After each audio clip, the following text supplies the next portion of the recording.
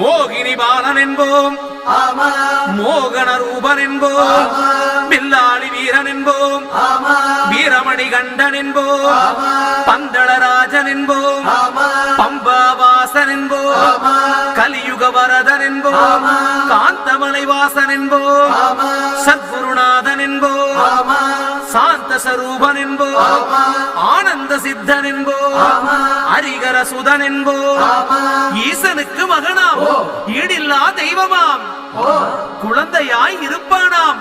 பக்தர் குறையை எல்லாம் தீர்ப்பானாம், ஏழைக்கு அருள்பவனாம்,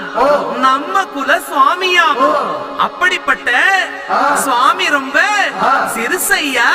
ஆனா சக்தி ரொம்ப